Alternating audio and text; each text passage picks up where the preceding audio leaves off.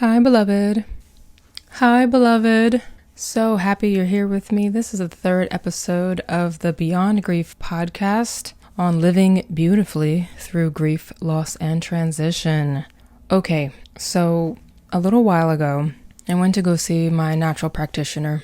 She's an herbalist and an iridologist and a chiropractor, and I love her. And I told her that I had been dealing with a lot of deaths around me in my life. And she said at that moment, shadow work. That's all she said, shadow work. And my first thought was, I've been doing shadow work. Like, why should I need to do more? And it's taken me maybe about a year to actually consider her offer, the suggestion that the multiple deaths around me that I was experiencing through other people shedding their bodies was my invitation to go deeper into my own shadow work. So again, I thought I had been doing shadow work. I grew up feeling alone and sort of isolated in my household, especially once I came out as gay when I was a mid-teenager. And my mother had a really negative reaction to my being queer as a young person. And I'm not going to go into that right now, but I felt like that was like a big part of my healing shadow work from my childhood. And I had done all this work to heal myself and to re-educate myself on the spirituality of sex and sexuality. And I got to a point where I felt pretty confident in who I was and how I showed up and what I wanted, despite what others around me, including those closest to me, said about it. And so I really felt like I did a lot of that work. And then it was really apparent to me how much healing I had done when I was the one to show up for my mother on her deathbed and take care of her and be with her and just be a light and beacon for her as she transitioned.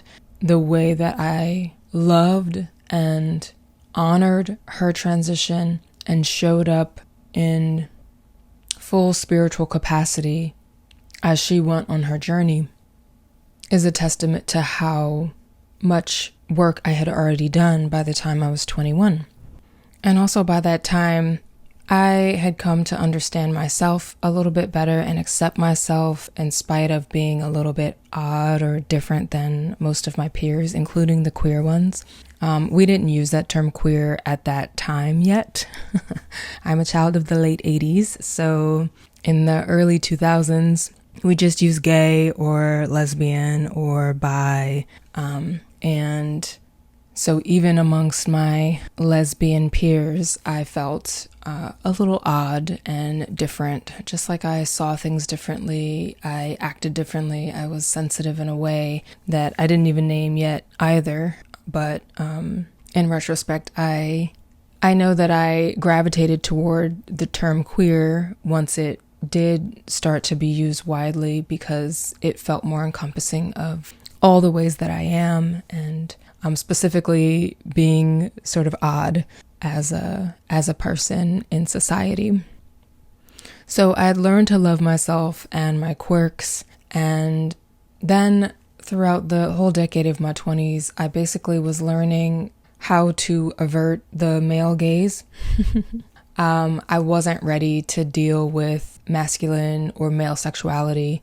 I do have a history of some childhood sexual trauma perpetrated by a male in my family. And by the time I was in my 20s and curious about having sex with a male, I also didn't have enough context for what that kind of intimacy would look like safely. And so I'd say I spent the entirety of my 20s really hiding and learning ways to, like I said, avert the male sexual gaze. I sort of cloaked myself energetically in just a hidden shield, this invisible shield that wouldn't expose outright who I am and what I'm capable of and even what I look like in front of these hyper-sexualized and frankly sexually repressed male figures in my environment. Thankfully, I didn't really need males to have relationships, have sex, have experiences to help me mature into understanding what kind of communication and patience and self-regard it takes to have healthy relationships, romantically or sexually, or otherwise. And to be honest, I didn't really start doing the work of healing my relationship with male sexuality until after my grandmother died in 2018. So by that time, I was turning 30, and my body also did this thing that people talk about where my biology suddenly decided that it wants to birth a child. And I grew up as a young child never wanting to give birth but wanting to adopt because I recognized how on fire the world was even then, back in the 90s when I was growing up. And also I recognized how many children there were that needed good homes already. So I thought that I didn't need to bring another one in. I could just give what I have to someone who's already here and in need. But I turned 30 and my body made a different choice for me. I have not had a child yet, although I have parented my niece who's now 14. And my relationship with the male has evolved as a result of this biological desire. Now, I'm not saying that I only want men for the purposes of having a child. In fact, I would say that over the past few years, I've learned to really appreciate men in a brand new way that I'd never experienced before because I wasn't exposed to enough really good examples of men in my life growing up. And I'm sharing all this because I think that the archetypical male, sex, and death are all connected somehow. And I'm still learning how, but it seems important in the story about my own shadow work because I think it wasn't until I landed in what feels like a safe relationship with a male that I had the spoons, so to speak, the energy, the ability, the wherewithal, the mentality, the inner resource to face death and transition in a more holistic and even holy way. So the multiple deaths that I experienced in 2024 pushed me into a deeper knowing of myself, a deeper centering in my own mind, and all of that was backdropped or backlit by my journey into and through a healthy sexual, romantic, and domestic relationship with a male. So I feel more healed sexually. I feel even forgiving of the perpetrator of sexual trauma in my early childhood. I feel compassionate, and I think naturally I dug deeper inside myself and found this sort of Buddhist mindset of radical compassion and forgiveness for any and all things because I don't want to live with the dis-ease of hatred, anger, bitterness, or unresolved trauma. What I really want to do is transmute everything that has happened, everything that I've observed and experienced, turn it over like compost in my mind and my body so that it can reflect in my life a more healthy, sustainable, and substantial joy that I think is the birthright of all. Each death I've experienced, whether through a person or my own personal transformation, mentally or even physically, has changed my life. I've learned through the trials and the challenges, each time how to better care for myself, not in a way that's overprotective or separated from society as a whole. I'm not avoiding being uncomfortable or even ignorant in the face of dealing with human interaction. But I have strengthened the structure of my self-maintenance and self-care so that my self-love could flourish and grow my confidence, my innate wisdom, my peace, in spite of external circumstance. And this has shown up in relationships from old to new in my life. I don't argue the way that I once did. I don't become enraged like I once did. I don't accept the challenges or choices of another's life, no matter how much I love them, as my own anymore. In other words, I'm not bleeding out and leaking empathy all over the place. I've learned how to build a container within myself so that my relationships can flourish, so that I can continue to heal on a very deep level, and so that I can change my past. And by that I mean changing the perspective of how I see it, what it means to me, and how it affects me. It has all led to me letting go of more things, more identities that I accumulated, including friendships that I thought would always stay the same, living conditions that once felt safe and sound suddenly began to turn over, jobs and income sources, and my willingness to do things that don't enrich my soul have all changed. The way that I structure my home has changed. And it brings up the question, what now? What do I do now? How do I create community now? How do I make friends and strong connections?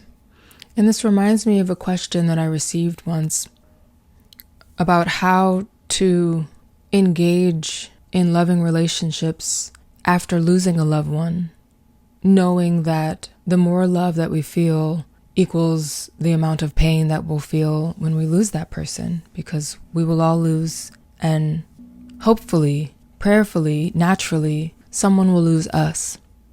And honestly, this question has taken me years to experience a response to, because after my mom first died, it was really difficult for me to trust the love in new relationships. I remember being afraid of people's death, afraid that they would die, afraid that I was somehow a magnet for it now, for death now. And I outlived some of that thinking, thank goodness. I didn't let it take root in my mind and suffocate all the other possibilities that life would show me. But it still does beg to question, how do we love others knowing that we'll lose them? And this is something I think I've lived with for a really long time, even before losing my mom. I remember being sort of afraid of commitment because we moved around a lot when I was a child. For the most part, we didn't stay in any one location or even neighborhood for more than a year. And that felt incredibly destabilizing for me as a child, and it's something that I'm still working to unlearn and repattern in my life now. And what resulted from that experience over the course of my childhood was that by the time I became a young adult, I was afraid to commit.